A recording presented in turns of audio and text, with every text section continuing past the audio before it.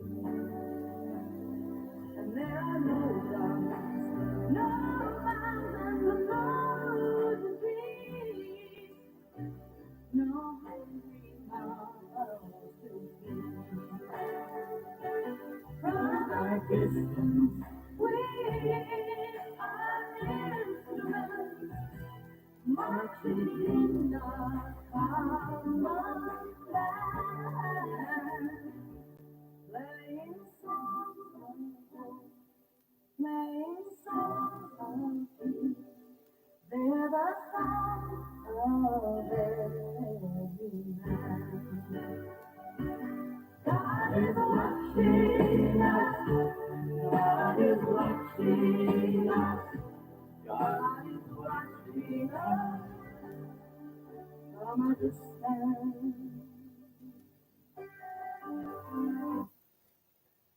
Hey, everybody, also with you. It's good to be with you once again from a distance as we come together virtually, whether you're watching this live or after the fact. But Monsignor, do you want to say a word of hello? Yeah, good evening. We're happy to have you. Father Meyer's been keeping us all busy, and it got cold tonight, and he doesn't turn the heat on until December. So if you can bring a coat with you the next time you come to church, I'll be glad for one. There you go. That's great. So as always, start with the parish news, both at St. Timothy's and St. Ignatius. First, want to say thank you so much to all of you for your great generosity for the St. Timothy's School Marathon.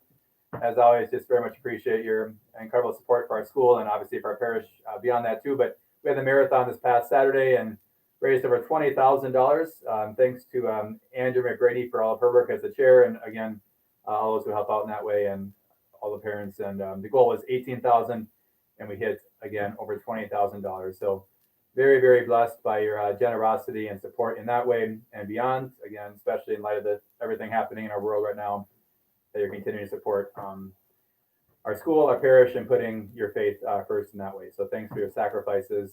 Unfortunately, as I think Monsignor mentioned at the masses last weekend, I lost the contests and had to kiss the fish. That was one of the sad things about it. But And you know what? It was one of these big fish that swim around, what do you call them, walleye? An ugly looking thing, kind of. And he kissed that fish, and the poor fish dropped dead. there you go. Yeah, that's right. Can you imagine? Yeah, yeah.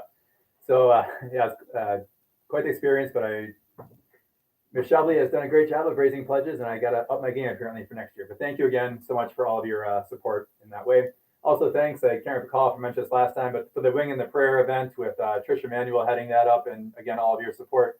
Great success. Over 400 meals were sold. Thanks to all those who supported. Thanks to all those who came out. It was again a great thing, and very much appreciate Trish Emanuel's leadership in that way, and all those that came out to support the Wing and a Prayer chicken dinner pickup last weekend at St. Timothy's.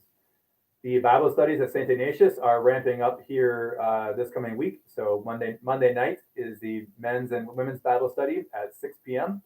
And the Wednesday morning Bible study begins at 9 a.m. beginning this Wednesday at St. Ignatius. Again, great chance to grow in your faith.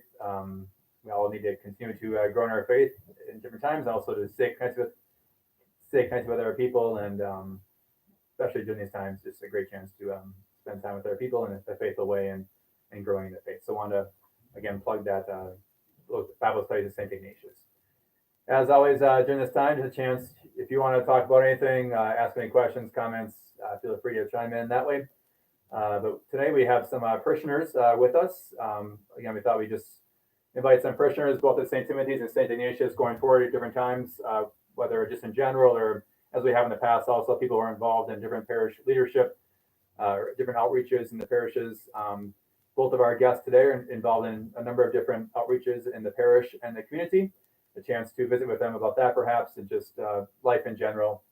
Yeah, looking forward to that. With that, we'll have our visitors come join us now. So we have Greg Thomas and Frank Sullivan, both from St. Timothy's. Take a seat here. Okay. There we go. Thank you, Father. Yeah, welcome. Thanks, Father. Yeah, welcome. So once again, as before, I'll play cameraman, and I'll be off screen here, but I'll be part of the conversation. But, So we're here, and we haven't blown away yet. yeah. And why don't we just introduce yourself for a minute, and then we can get rolling. You want me to start? I'm Greg Thomas. Been in Maple Lake since 1982, so I'm not one of those original people here. Married a Maple Lake girl, though, Betty, and we have 3 kids and 7 grandkids, and have an office in Buffalo. Hi, I'm Frank Sullivan. I too am not a Maple Lake lifer, but my wife is a Jude, so 80% of the town are my in-laws. In fact, I'm related enough. Sometimes if I forget what I'm supposed to do tomorrow, I can just call somebody because usually they know a day ahead of time here. That's great. Yeah, but my wife and I, we have 7 children. Most of them are growing up now. We still have 2 at home. We love St. Timothy's. Great. We're blessed to be here. Now, I understand both of you are involved certainly with the parish council. Is that correct, Father? Yes. And you might want to just refresh my memory about what you do at a parish council. I'll pass that one over to Frank. I'm the rookie on the crew. Well, it's the title is the Parish Advisory Council. Yeah, And that we- advisory is very important. It is He because needs advice. well, but the other side of that is we are just an advisory council. Obviously, the final answer goes with Father, but we try to incorporate all aspects of the parish life and how we, as a council, can give some guidance and direction as far as parish involvement. We don't really get into the faith and faith formation or the religiosity of it, I guess, because that's not what. But ours is more just about parish involvement, parish life, and how we can help Father steer that to where it encompasses the whole parish, or at least as many as we can reach out to. And from my experience since I've been here, it's been a very effective group. And Father's been so delighted that he has people like you to help. And the parish is vibrant and alive, and there's so many things happening. And you just talked about the marathon and the chicken dinner. And this is all during a pandemic, we're managing to do all that. And then get out and do so many other things. And these groups are eager and ready to do it. Yes. Now you're a little newer on the group, are you? Yeah, one of the things I really appreciate about the group, we're kind of we take a portion of the meeting and we're the eyes and ears for Father amongst the lay people. Yeah.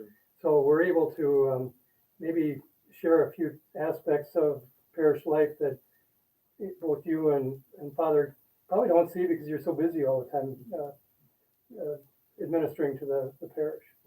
It's good. Father, what you have a chance to have your say here. What do you think of these 2 men? Yeah, they're wonderful. And, yeah, yeah. One of the things is I appoint the members of the Parish Advisory Council. So obviously, I think very highly of both the people here and both Frank and Greg and the others in the council, and try to obviously find a good group as far as a good mixture of different backgrounds, experiences, age range, just different areas of expertise in the parish and parish life. So obviously we could have 100 people, 200 people on there, if not more, and have a great group. But obviously got to draw the line somewhere. But yeah, wonderful people. Have been a great blessing to have Frank and Greg, and obviously the other members of the Parish Advisory Council. And it's just a great, incredible group. It's one of those meetings I actually look forward to because just the people there, and they're a fun group, good chemistry, and they do a lot for the parish. And maybe just I'm not talking, Frank, you want to share some of the things the Parish Advisory Council has done, like the men's morning at Thanksgiving, the Matt Burke. Yeah, so we've had the annual Thanksgiving men's morning. Now that's put on hold this year because of COVID, but we've had Matt Burke here a couple of years that has spoke at it. If I can maybe go forward a little bit, because one of the things that we're really excited about and we're in the beginning planning stages for is 2022. Because in 2 years from now, it will be the 100th anniversary that our church was actually built, the church building. And so we're planning for that. But back to Father's question, to me, one of the, there are a plethora of different groups. There are the Knights of Columbus, and there's the Liturgy Committee, and there's the Women's Auxiliary, what is it called, Catholic CCW, yes, Yep. thank you. The youth group, and one of the things that we've tried to do is see how much we can get them to collaborate with each other and interact with each other rather than just having all these separate, which are doing great work, but you know, there maybe is some overlapping that they can do that would benefit them. Yeah, and that's great. Yep, and did a 40 hours event that was spearheaded by the parish council and the planning. In that way, reach out to the recent graduates, the parish council, and Couple concerts. We've got a couple concerts and Yep. some more in the future, hopefully. yeah, definitely at the Tony DuBois concert 2 years ago, and so yeah, it's been a great way to just again we try to have a theme every year, try to focus on one particular area and we want to focus on, and great way, I think, just to try to keep the parish strong and active and engaged in that way. And like Greg said, we check in every time we go around the room and just check in with each member to see what they might have to share from their own point of view or thoughts, concerns, maybe they're hearing or just suggestions in that way too. So it's a great group. We have an easy job because it's a very vibrant parish that we have. I mean, Yeah. it really is. There's parish involvement all the way around. And Greg and I, as we preface, we're not from here, but you know, the unique thing about St. Timothy's Parish is there'll be 4 generations in one family at Mass. Yeah. There used to be 5 when Bernice Rachel was still alive. And parishioners here that have grown up here and have been to this parish all their life, they appreciate it, but I don't think they have a full understanding of what a beautiful parish that we really do have. It's a very not only vibrant parish, but it's a very faithful parish. And God has blessed us with good priests. I mean, He truly has. And they say even during this year, which has been a strange time, the attendance at Mass has been phenomenal, I think. You know, we have on the weekend, this past weekend or so was close to 450, 500, wasn't it, Father? Just here at St. Tim's, and then at St. Ignatius, great numbers too. And that's notwithstanding all those extras that need to be done to make it, I won't say COVID friendly. That sounds like an oxymoron or something. But to make it work, you know. Yeah, definitely. If I can maybe just put a plug in here too. Now Monsignor mentioned, I should have mentioned this in the news section, but because of again the great response at St. Timothy's, we've had a number of needs for ushers. So I would, I guess, humbly ask if any of you out there listening could consider helping us out being an usher. It's a great need right now. As you know, with the COVID things, we need to make sure social distancing is happening and ushering people to their pews and just have other needs in that way. So in order for us to keep having the masses and keeping them going strong, we do need ushers. And right now we're very, very short and handicapped in that way. So and a lot of people are being stretched thin because they're volunteering a number of hours to make sure we can have those masses going strong. So again, if somebody's listening that wants to continue to see those mass crowds coming back, and we've been blessed to have overflow, you know, nearly many of the masses recently, and it's absolutely wonderful to see people's love for the church, love for the Eucharist, and wanting to get back in action in that way. But we just need to make sure we do that in accord with the COVID guidelines, and with that we need a number of ushers. So just want to put a plug in that way too. And that parking lot Mass. Now, Father says the Mass that I think he thinks he's like Pope John Paul II. They have that table altar there in white, and he has everybody helping him up. The only thing missing is the chair, you know what I mean? But it's been wonderful participation. People like it and come. So I think it's been a great, and I think the two of you have been involved some ways in that too, helping out, and so it's just wonderful. There are 50 to 65 cars at a normal new Mass on Sunday. So I know you're counting those, but I'm glad you did that, Father. Sure. And I'm also glad that he likes the cold, because January it's going to be cold out there in that parking lot. It is. No, he's going to have it on the lake. Yeah. That works for me. I think we should put a plug in too for the Knights of Columbus, because they and Patricia Manuel are, They're amazing. They are, and you know, I see the Knights out there all the time, and gosh, you know, we couldn't do it without them. That's right, that's right. It'd be a parking lot mess, and insurance men would not like that. No, they've been so good in so many ways, and eager to do it. Yeah. That's what's great, So it's a great cooperation on many levels. And then Trish, you were saying, she was our commercial for the last three of these days. One day she was Hazel coming in, the other day she was the chicken or whatever. So it Oh, worked. It sure. was beautiful. Yeah. That's great. And Greg, I know you read at the parking lot mass occasionally, and you have, and obviously we on Sunday masses too. Maybe you want to just talk a bit about that and how you. Well, I was trying to think of this, but I think I've been a lector for 40 years now. And my major at St. John's was speech communication, and this was an outlet to communicate. And I enjoy it. I try to understand what the readings are. I know you two have to do a lot more of that because you're preaching on it later, but to try to get involved inside what the true meaning is that's going on, and then try to live that as I'm reciting it. And it's beautiful, and it's part of what we talk about the proclamation of the word, and it's not just a remembrance of things past, but it's Christ's presence to us. That's what we believe as part of the Mass, the present here and now speaking to us, and it's a privilege for all of us to be able to proclaim that word.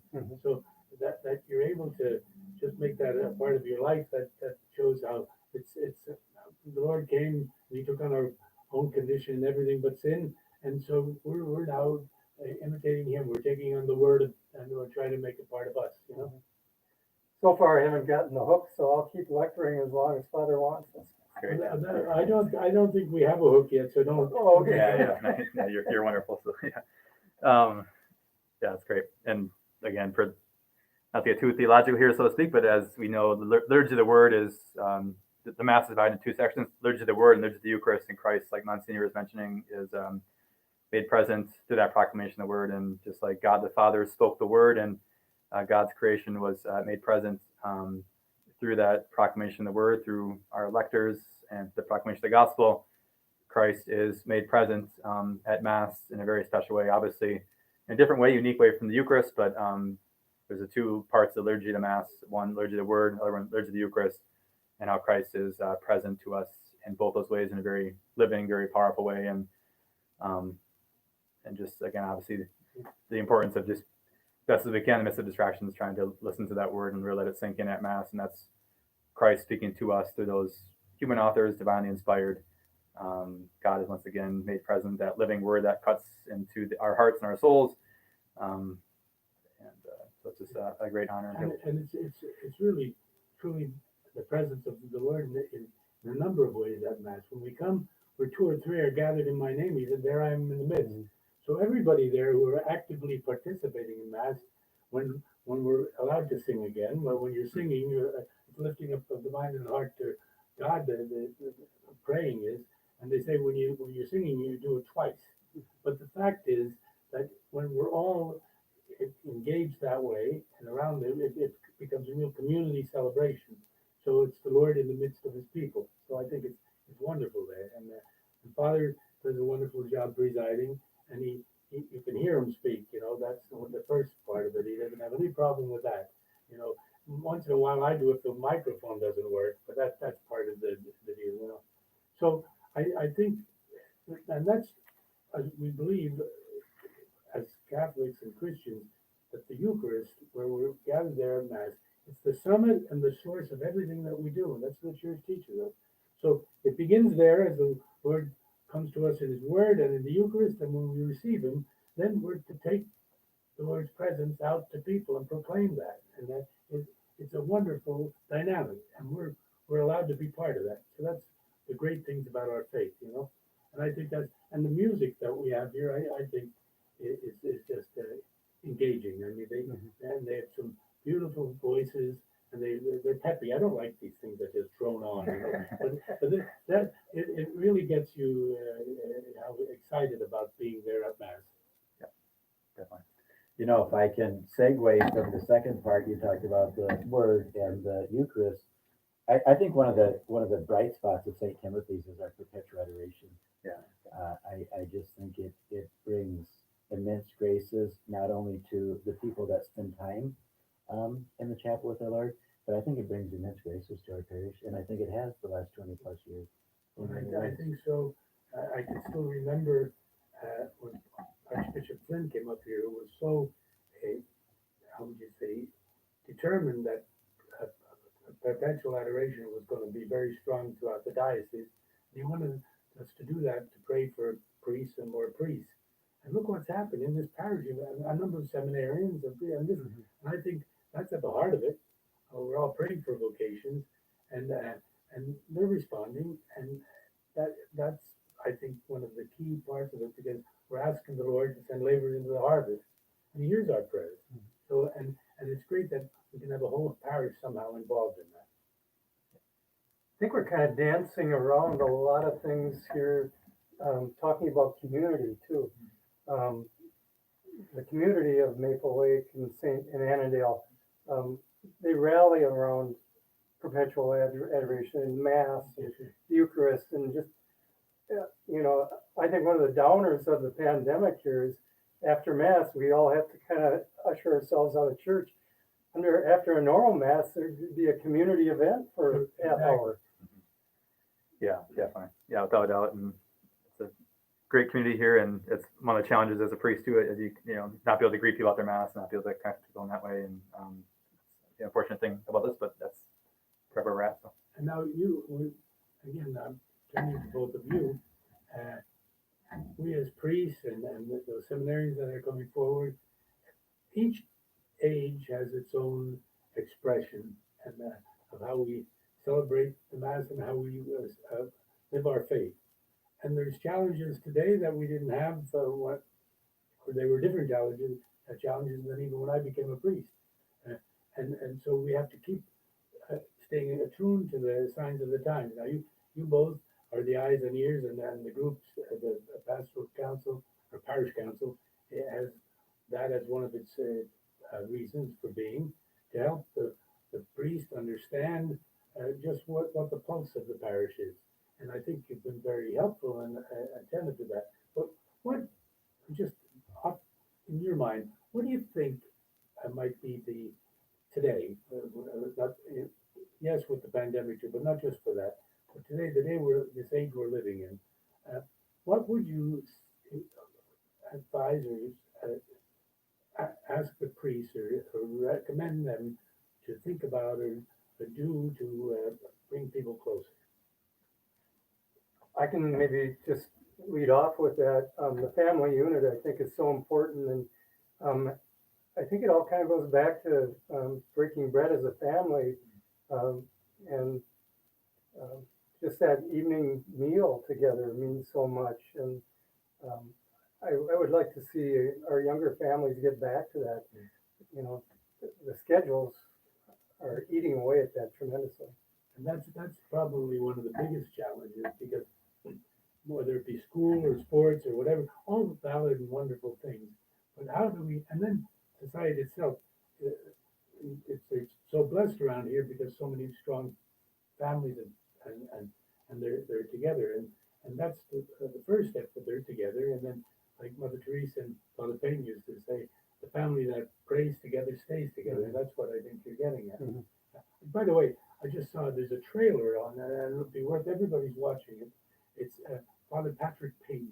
It's on his life and the Rosary Crusade, and they did a whole thing on him. I think we're just coming out this month, Father. Isn't that correct? I think so. Yeah, I think it's called prayer formally. It's called prayer, I think, but Prayer, pray or something. And when you remember back or look back at those crusades, he had hundreds of thousands of people gathered in San Francisco and all parts of the country with all actors and everything taking part in saying the Rosary, and people. He was a great man.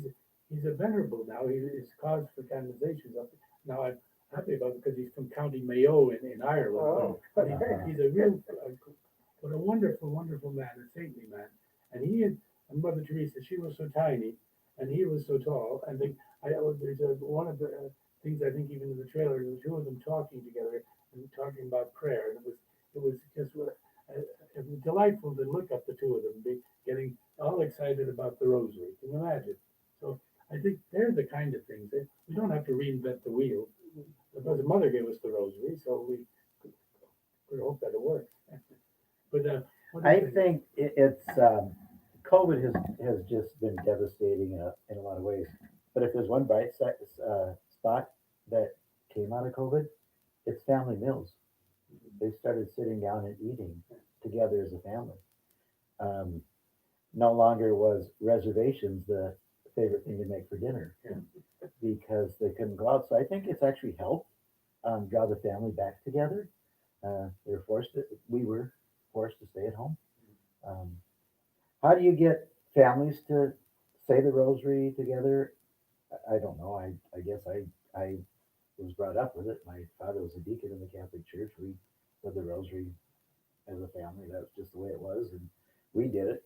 For all of for all of you people with young children, when you're on a road trip, when they start getting a little surly and a little tough to handle, that's when you say the rosary in the car. So I mean, little things like that are great ways to do it. But that's it's a perfect time to say the rosary if you need a little quiet time in the car. It'll take a half hour out of the trip. That's right. My father did that all the time. We always had to do two rosaries, one on the way out and one on the way back. And so, I always had the sorrowful mysteries. I don't know why. And my brother, he had the joyful mysteries. But it all worked out, and it was great, And it stayed there. Now I had an experience when I first came as rector. I'll tell this story now. I wanted to go see the Missionaries of Charity because I was close to the sisters, and then the sisters of what do they call Nashville Dominicans. They had a house up in then they just started in Stillwater. Yep. And they were, and I knew because of some of my work before about those sisters and all. So I used to say mass for Missionaries of Charity, so I would go down there, and then so we used to have the seminary. So Father then seminarian John Meyer. I said, well, drive me. I don't know where these are, so you can drive me. So we drove up to Stillwater, and on the way I said, well, let's say the rosary. So we said the rosary, and we got up there and then found the sisters. And then on the way back, I thought, well, we stopped to see the Missionaries of Charity before. So we stopped down there, and we got there right at the time they were saying the rosary. So we stayed for the rosary there. And on the way out, he said to me, he said, Monsignor, he said, today, I said, the fastest and the slowest rosary in my life. The missionaries were the slowest. Oh yeah, but you're there. Conflicted. Say it again. Thank you. Yeah. I have a cute Iron rosary story. So my wife and I and Joseph and Patrick were little, and we're traveling about Ireland. And we had a young priest with us, and of course the cars are this wide, right? So Father and I are in the front, and Mary and Joseph and Patrick are in the back, and Father says, "Would you like to learn the rosary in Latin?" And I had said it as a kid in Latin, so we said sure. So Mary and Joseph and Father and I are saying the rosary for 2 or 3 days, and we get to the shrine at Our Lady of Knock. And Patrick was 4 or 5. So I said, Patrick, do you want to lead a decade? And he said it in Latin. He had been sitting in the back seat listening to us for 3 or 4 days, and he just Ave Maria right off with it. So at Our Lady of Knock. Well, see, the Blessed Mother, and she never said a word. She just listened to the prayer. That's what it was. The message was unspoken, but it was the truth and silence by the hymn. Yeah. Well, Saint Jose Maria Escriva always said, if you love someone, you tell them the same thing over and over and over, right? I mean, I tell my wife I love you, and I tell her I love her when things are going good, and I tell her I love her when things are, but I mean, you just do. So why wouldn't you want to say the rosary? Why wouldn't you want to tell our Heavenly Mother that? No, I don't know how it works, but Father Meyer tells me many times to shut up. So I don't know if that's it fits into that equation,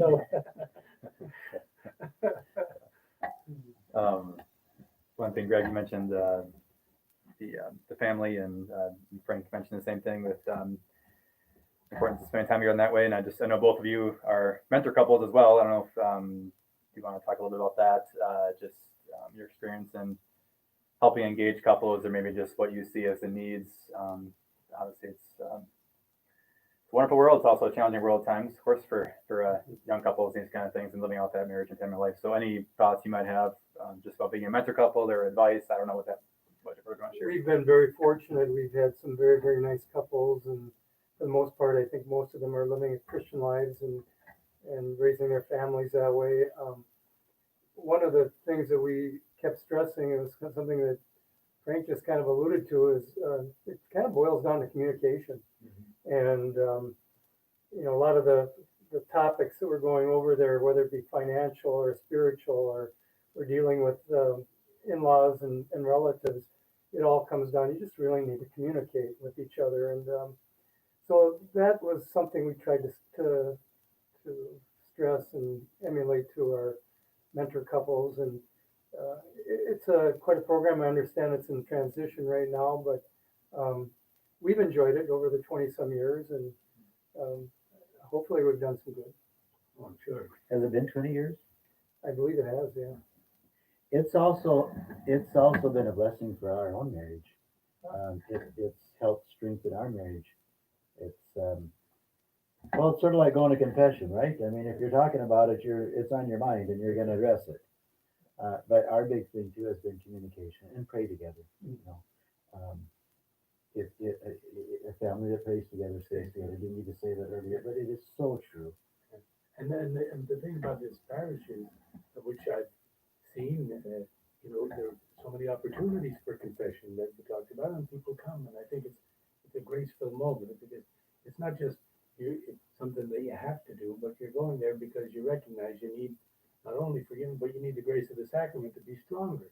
And it isn't just waiting till Easter or Christmas and figure I'll come in and get myself cleaned up. It's more than that. It's an opportunity to experience God's mercy. And I think some of the people in this parish have that by instinct. I mean, because they've been so attuned to doing that. And that's a great, I think, blessing for us, Father, to just see that, because you worry a little bit about if people don't get an understanding of the sacraments or how essential they are to our lives, and get away from them a bit. And then when you start that, you start going the other direction. So I think that's a good point to highlight even, and I think we can do that in Advent and Lent to talk up a bit. That was, and I'm not going off on a tangent, but last week we had Father Dick from over at the Richard from over at King's House, and he did a wonderful presentation on King's House and all, and wants to be open to having people come over there for either spiritual direction for just a little prayer time and whatever, and even for the parishes. And we talked about it when he was here, and I told Father earlier maybe to get some of your input on it. The thought of having a mission for the parish. We used to have a mission when we were kids. We all had that, and a priest would come out, and he'd be very willing to organize something like that. And I think that brings a great, how would you say, a shot in the arm to parish life. If you have somebody come in, it's like a visiting fireman. They get in, they get out, but they can come in and they can kind of bring you back to the essentials. And I think it's really, really a good thing. What do you feel? I don't know if you have ever had a mission. We haven't had for a while, but that's something that we've talked about at the Parish Advisory Council. And, maybe some of the stuff that we've done have been sort of mini missions, but no, I'd be up for it. Yeah, Well, I just wanted to interject though. We are so fortunate to have you, Monsignor. That's why I kind of thought that's where you were going to. No, I think you're a missionary. I think you need to go to confession after that. But no, I'm delighted to be here. I can tell you, and I say it again and again for anybody who will listen. The life of this parish would bring joy to any priest, and then St. Ignatius is the same, because good, honest, simple, living people who take their faith serious. But we have to find ways, though, to get that spread around. You know what I mean? we do. But I want to. Can I go on your tangent for a while? Yeah. So I find you an amazing priest, and one of the things that I find most amazing is that you have transcended so many different um, areas of the priesthood. I mean, you've been the rector of the seminary, you've been a parish priest, you've been in Rome. I mean, am I saying too much about publicly about all the stuff that you've done? But I mean, you've done all of these different. What a wonderful My, my, priestly life God's blessed my, you with. my brothers told me I couldn't hold the job down. That was what. That's why they kept moving you.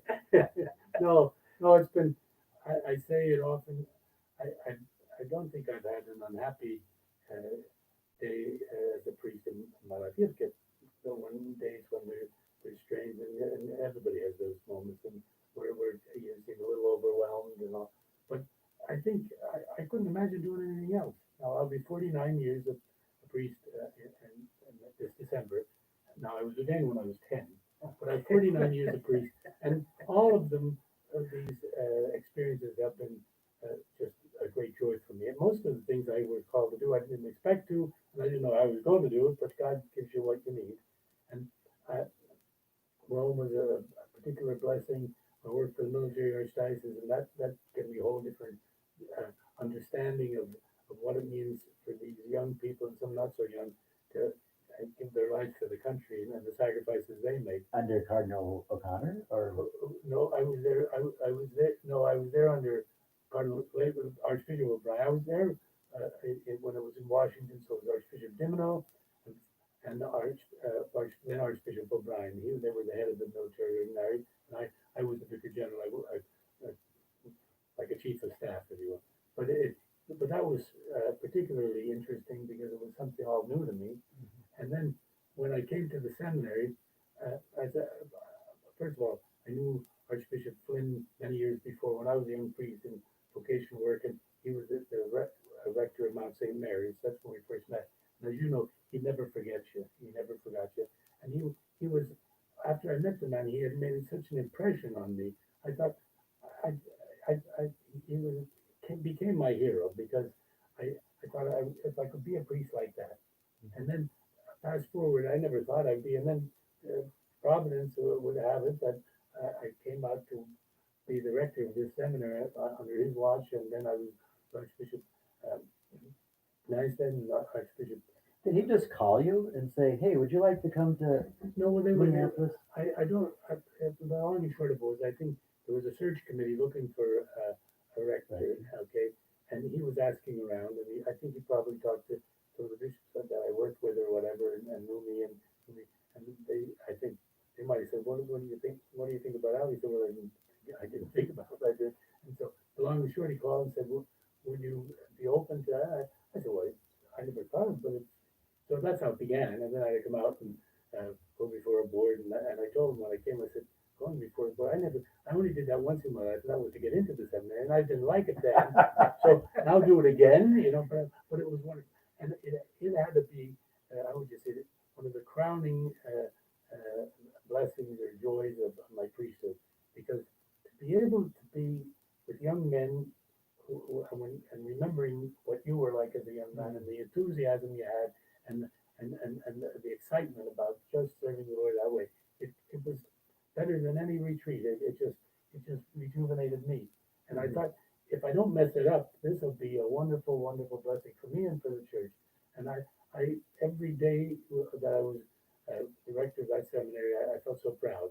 And so that was it. And then now I'm looking at all of my, I go up in this area, Father Meyer, he was one of our, and the pastors in this area, they were all under me, they all think I was ordained by Pope Linus or something like that, but yeah, Then you wouldn't be here if you I had. wouldn't be here, no, and Father Meyer, he's the only one so far in life that's been able to keep me in line. Yeah, so and that's a blessing. So I just put my trust there that God is watching over me. I had a relationship similar to you and Father Myers, and you knew my dear friend and very much a second father to me, Monsignor Cerna. Oh, he was when I came here, he was still an adjunct spiritual director for the seminary, and he was almost 90. And he come in there, and he was just a delightful man. I always said, Monsignor Cernetz and I, we talked about everything under the sun and everything above the sun at one time or another. So back to your question. I think the millennials and below are so electronically oriented, and I don't know if I'm saying this right or not, but I mean, everything is right here, right in front of you instantly, and life just goes like this and this and this, and it keeps going faster and faster and faster. I think that's a big challenge. I think it's a big challenge for them spiritually. We were talking about, contemplative um, sisters. I mean, to truly have a faith life, you have to have quiet time. You have to have quiet time sometime or another. And so I think that's a big challenge. I think it's a big challenge for them, but it's a big challenge for us as a church, the universal church. And how do we incorporate, another, was that St. Charles Borromeo, Father, no, after him. La Fontaine. Yes, Father La Fontaine was the first priest I saw do Liturgy of the Hours on an iPad when they first came out, right? And now I'm in the parking lot mass, and sometimes I'm on my iBreviary and I pull up the missal if I can't hear the readings, and I'll follow or whatever. But so there's a good way to incorporate it. I mean, I do the Liturgy of the Hours on my iPhone in the chapel, but this constant barrage of everything coming at you and life being so fast and all this electronic stuff, how do we get Jesus through that, I guess? And I think Father, we talk about now, he's techno savvy. The Father is. As he's filming us. Yeah. Well, not only that, but he gets on this thing, he's going like this, and he has the whole thing typed up, and I thought he was just scratching his fingers, but it's amazing what they can do. But Father, you have a thought or two what stage we're in and technology and so on. You want to give us a little thought? Yeah, not sure it's anything too profound, but I would obviously agree with Frank as far as the challenge, certainly, and just that we all need time for, we need that peace and quiet for God to be able to speak to our hearts and to work in our hearts. We need to have that. Obviously, we're all very busy, frenetic lives, regardless of technology, but you throw in technology in there, it's hard to have that kind of calm waters where God can really reach into our hearts and speak to us and just have that spot of listening. So definitely agreeing all that very much being echoed and assumed. So we all need to take time and unplug in different ways, both literally and not so literally. We can be unplugged in the midst of our busyness too. I would just also say that, of course, I think part of the challenge for churches and trying to reach people through that technology, as Frank mentioned too, with I agree with the missile, but just St. Paul was all things to all people, and he went to Athens and tried to use the means back then to reach those people. And we also, of course, need to find new ways to speak within the technology and not take the good of it, which, as Frank said, there's a lot of good there too, and to try to find a way to preach the gospel within that technology, because that's not going to go away probably, but people have always adapted with new technology and new shifts in life, and so how do we bring Christ to people within that world, and using, if need be, and probably very much so, the latest technology. And we see how much influence people on YouTube or Twitter or Facebook or whatever it might be, how much they influence people, sometimes even more than people who are these so-called officials. And the church can kind of be more on that cutting edge, so to speak, so we can reach people in that way too. That'd be wonderful. So. Do the three of you think the same as me? It seems to me, maybe there are fewer, but young people that want the faith, I mean, they're solid. They want meat and potatoes, good, solid Catholicism, it seems like. Do you see that? Yeah, I think there's a hunger for, how would you say, stability, certainty, and faith in their lives. And when they find that, and they're helped to come closer, they get stronger, because we're in such a a world that's, and look at the times we're living in. In terms of, I mean, everybody's topsy-turvy here in society, in our cities, and the instability that we're facing and living, the wars around, both abroad and so close, and the lack of peace in a true sense, and then this forgetting that we're brothers and sisters. We're supposed to be living together in harmony and peace and love, but sometimes it seems just the opposite. I mean, I think, and especially, I think it's been intensified with this past year. So we're all kind of confined in some way, and you have the time to think about it. And then if you're watching television or listening to the news, it becomes how would you say, one problem after another. And so, and you're beginning to say, well, Lord, something has to happen here. We have to get this all together. And I think the church has a role to play in that, a very strong role, by one, saying that the Lord never lets us alone, so we're going to have His presence. But we have to seek it, and then we have to look for creative ways to bring people together instead of getting away from each other. So I don't know, what would you suggest to Father or to priests today in light of that? How do we make those steps to bring our brothers and sisters closer together? Boy. Well, don't everybody answer. Well, no, I think it, like the faith, has to start at a young age, and maybe I'm going off in a little different direction. And back to maybe the young kids, but I think you have to start. You have to have a Catholic school at a parish. I mean, so you have to. Right? A Catholic school is the lifeblood of the parish, and if you can start at that age and putting a foundation, then hopefully when they get to be our age, it's not. So how do we reverse this craziness that's going on right now? I don't have an answer. Yeah, Prayer is the only thing I could do. Well, that's a good start. prayer is a good start. I just want to take a quick second here and parallel the church and in the business world with the millennials. Right now, we're seeing that employees, they want to be part of a team, and they are very loyal to that team, and they like that whole aspect. So I'm just thinking that somehow we can captivate that unity amongst that age group.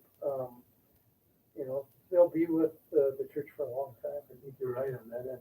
And I think, I would say, every time I was put off a little because of COVID, like everything else was, but the whole idea of the Archbishop initiating this thing of a synod, and we all have had some part in that, but to listen and then to come up with, I think, what might be the priorities, or what might be the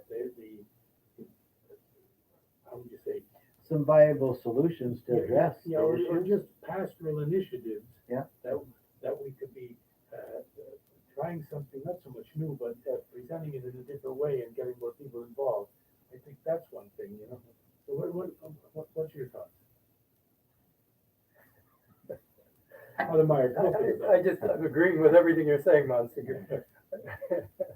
All of a sudden, when we sit between a Monsignor and an auctioneer, it's hard to get a word in edgewise, but now you got me stumped. That's great. Yeah. No, hopefully we can get some ideas from the synod and yeah, and I think even in the like your pastoral, these are the kind of things I think we should brainstorm on, just to see, because we have a lot of young, vibrant people here, families and all, to get them even more excited about the faith, and then how you can make that, spread that out to others. I think that would be key. I wonder if this is an age-old issue. From confirmation until they get their own kids baptized, or they come back for weddings or whatever. There's that spot where we seem to lose people, or they're gone for a while, and hopefully they come back. I wonder if it was that way in St. Ambrose's time and St. Augustine's time. Well, when I talked to him last, he didn't tell me about it. You understand what I'm saying? Yes, though? I Is this do, one yeah. of those age-old things that we're trying to address that have been going Yeah. on for millennials? Well, I think then that we have to get For millennium?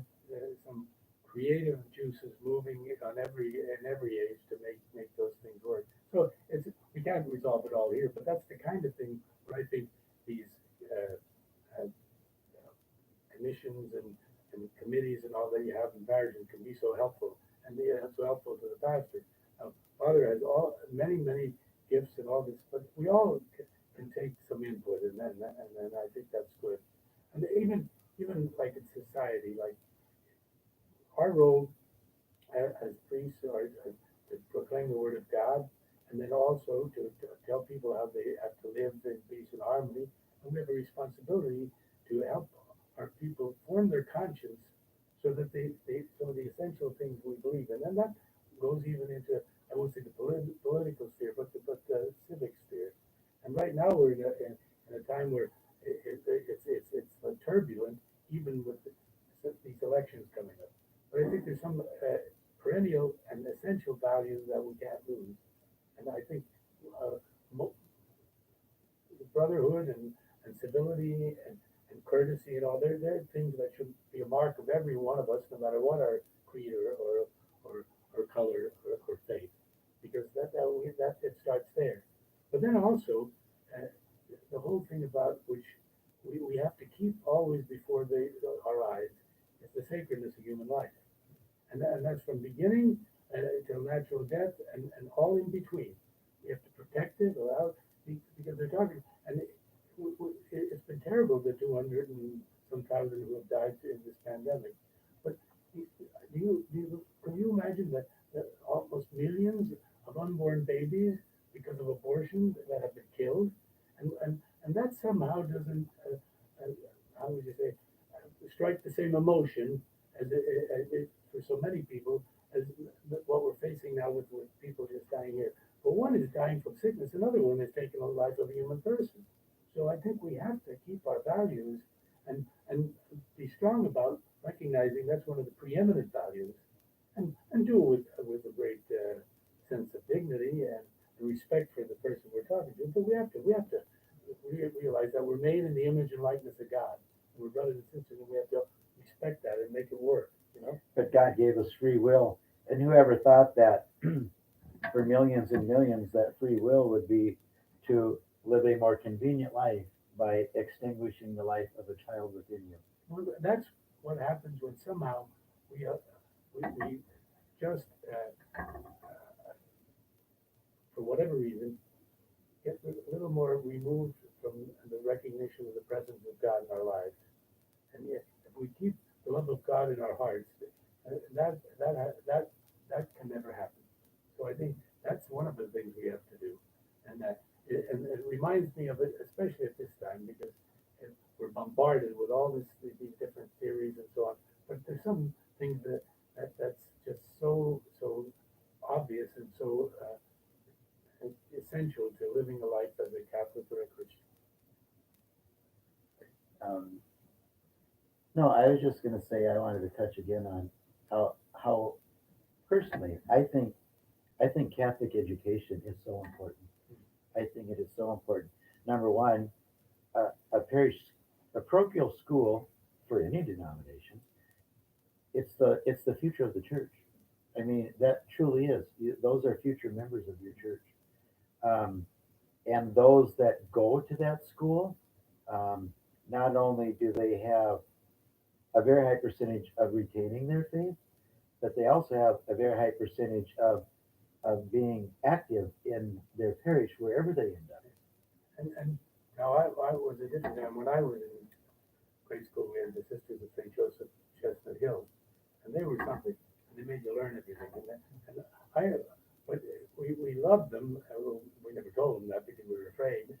But what an impression and a lasting impression they've left on my life and so many of the people who were at the same age with me. You still tell stories of Sister James DeSales or Sister Monica Marie, and you never forget them because they you had them every day. They had you. They knew you like if you're their family, and they had a great sense of respect for you as a young child, a child of God, and they wanted to give you what was their best, and they came alive with religion. I mean, that class meant everything, and the whole day kind of went all around that, and so you kept focused, even when you were a kid and didn't know it. Another COVID blessing, the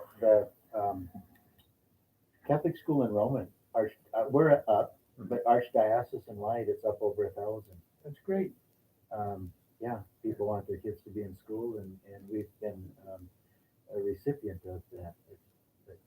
Father Meyer, he's in school more than the kids, I think. You know, every time that he's over in the school there, and I think that's wonderful, because when they could see the priest, a young priest, paying attention, and they walk in, they go, Father, you know, and all that, you know, but it's really beautiful.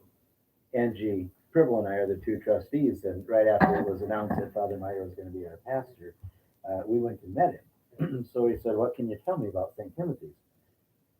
After he warmed, it took him a while to warm up to us. I can understand. Yeah. And Angie said, "You go first, Frank." And of course, he came on Ash Wednesday. So I said, "Well, I will tell you two things. One is we will love you because St. Timothy's loves their priest, and it's your first parish, and there'll be ups and downs, but we love our priest.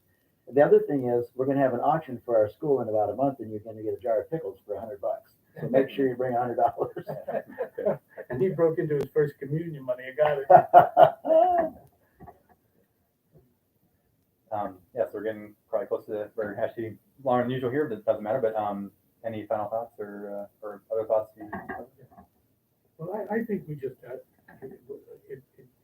you can see the excitement because you live in your life. You're so proud of your parish, and that's the first blessing that we recognize tonight. But I think we all have realized that we have to do more to live as brothers and sisters, and it's not just here, it's in the world, and we have an obligation to that. That's all part of evangelization. Now, about 20 years ago or so, maybe 30 years now, when they were having we always end with a prayer or a song or something here. Well, I remember it might be 40 years ago now. They had that "We Are the World." Remember that? I think we'll close it with that tonight. Is that all right? You're leading. Well, we'll listen. Here. Oh, good. I don't know the words. I thought you were singing, Monsignor. Yeah, so did I. Well, the Meyer will. Trying to get it loaded up here. Thank you for inviting us. Yes, thank you. This was very nice to be part of this. When the world must come together as one, there are people crying. Oh, it's time to lend a hand to life, the greatest gift of all. We can go on pretending day by day, but from home, somewhere we seem to change. We all are part of God's big family, and the truth, love is all we need. We are the world. We are the world. We are the world. We are the world. There's a choice we're making. We're saving our lives. It's true, we'll make a better day. Just you and me.